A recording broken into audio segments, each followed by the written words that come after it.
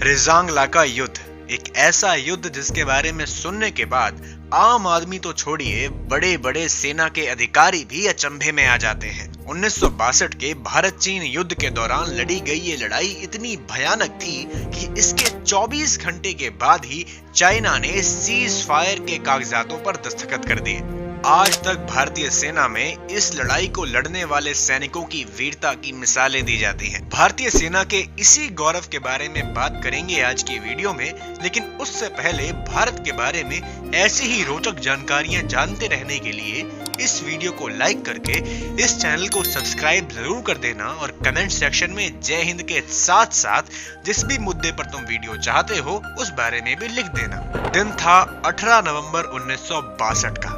जगह थी हम सबकी आम जिंदगी से 16,000 फुट ऊपर ईस्टर्न लद्दाख रेजांगला की। चीनी सेना बड़ी तेजी से भारतीय पोस्टों और बंकरों को रौंदती हुई आगे बढ़ रही थी। अच्छे कपड़ों, आधुनिक हथियारों और आर्टिलरी से लैस चीनी सेना के सामने भारतीय सैनिक टिक नहीं पा रहे थे।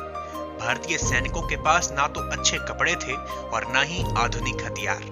तापमान इतना कम था कि किसी की भी सांसें जम जाएं, और ऐसे में भारतीय सैनिकों के पास कपड़ों के नाम पर सिर्फ कुछ स्वेटर थे और बंदूकों के नाम पर विश्व युद्ध 2 की 303 बोल्ट एक्शन राइफल। चीनी सेना के आधुनिक हथियारों के सामने कैनवस के जूते पहने भारतीय सैनिक आखिर कितना ही टिक सकते थे। ऐसे ही भारतीय सीमा को चीरते हुए चीनी सेना तेरा कुमाऊं एरिया, जहां पर तेरा कुमाऊं रेजिमेंट की चार्ली कंपनी तैनात थी, वहां पर पहुंच जाती है। जब चीनी सेना यहां पर पहुंचती है तब उस समय वहां पर भारतीय सेना के 122 जवान तैनात थे और इन जवानों के सामने खड़े थे 3000 चीनी सैनिक। कंपनी कमांडर को ऊपर से ऑर्डर आता है कि पोस्ट छोड़ दी जाए। इनसे कहा जाता है कि अगर आज जिंदा बच गए तो आगे लड़ने के बहुत से मौके मिलेंगे, पर कंपनी कमांडर मना कर देते हैं और कहते हैं कि नहीं, मैं पोस्ट नहीं छोड़ सकता। कंपनी के सारे जवान इकट्ठे होते हैं। कमांडर उनसे कहते हैं कि जो पोस्ट छोड़ना चाहे छोड़ सकता है, ऊपर से ऑर्डर आ चुके हैं, पर सब मना कर देते हैं। सब जानते थे कि इस हाँ के साथ साथ अपने देश, अपने स्वाभिमान के लिए ये लोग अपने जीवन को दांव पर लगा रहे थे। धीरे धीरे चीनियों के कदम रेजांगला की ओर बढ़ने लगे।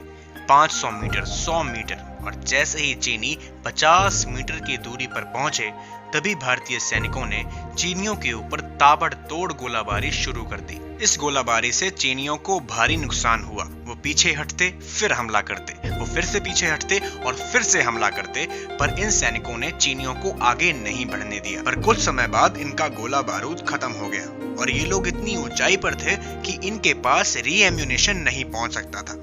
इसीलिए ये लोग अपनी बंदूकों के ऊपर अपना बैनेट तानते हैं और चीनियों पर टूट पड़ते हैं। पर चीनियों की जैकेट इतनी मोटी थी कि इनकी बंदूकों के छोर पर लगे चाकू भी टूट जाते थे। इसीलिए ये लोग अपनी राइफलों के बॉटम से चीनियों पर हमला करते हैं। जब इनके हथियार टूट गए तब ये पत्थर उठाकर चीनियों का मुकाबला करते हैं, और जिन्हें पत्थर भी नसीब नहीं हुए वो अपने नंगे हाथों से ही चीनियों की गोलियों का मुकाबला करते हैं। चार्ली कंपनी के कमांडर ने एक कुशल सेनापति की भांति इन सारे फौजियों को एकजुट करके रखा हुआ था। वो कभी इस बंकर में कूदते, कभी उस बंकर में कूदते, और इसी बीच उन्हें गोलियां लग जाती हैं। कंपनी कमांडर बहुत बुरी तरह से घायल हो चुके थे। उनके 2 सैनिक उनके पास आते हैं और उनके मना करने के बावजूद उन्हें युद्ध क्षेत्र से उठाकर बंकर में ले जाते हैं। कुछ देर बाद कंपनी कमांडर वीर गति को प्राप्त हो जाते हैं। इसे देखकर एक हवलदार जो खुद मौत की आखिरी सांसें ले रहा था, वो उन 2 सैनिकों से कहता है कि कंपनी कमांडर का शव चीनियों के हाथ नहीं लगना चाहिए।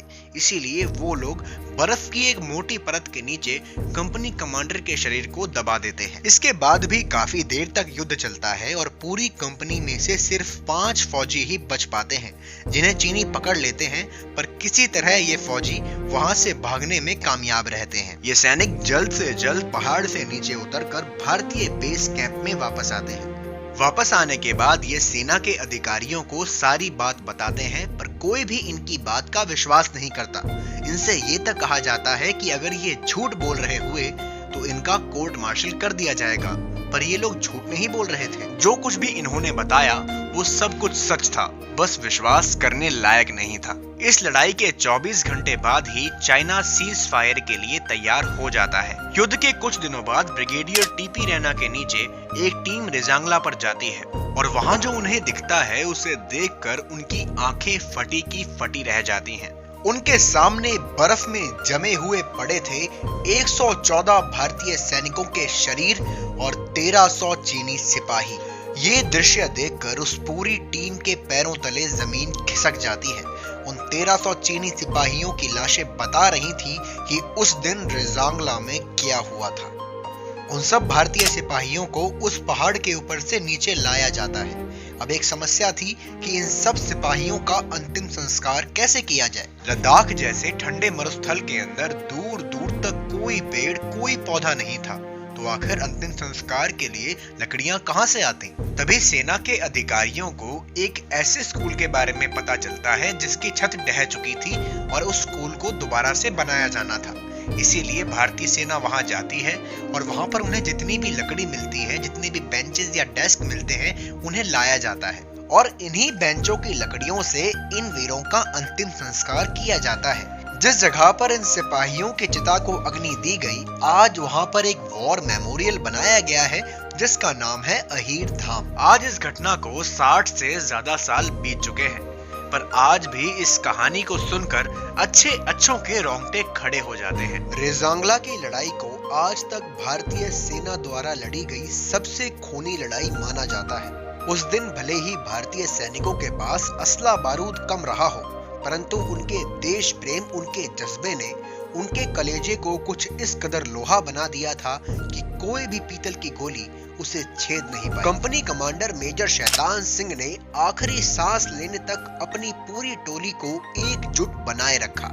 इसके लिए उन्हें मरणोपरांत परमवीर चक्र से सम्मानित किया गया। भारत की खातिर अपने प्राणों की आहुति देने वाले सब वीरों को मेरा कोटि कोटि नमन।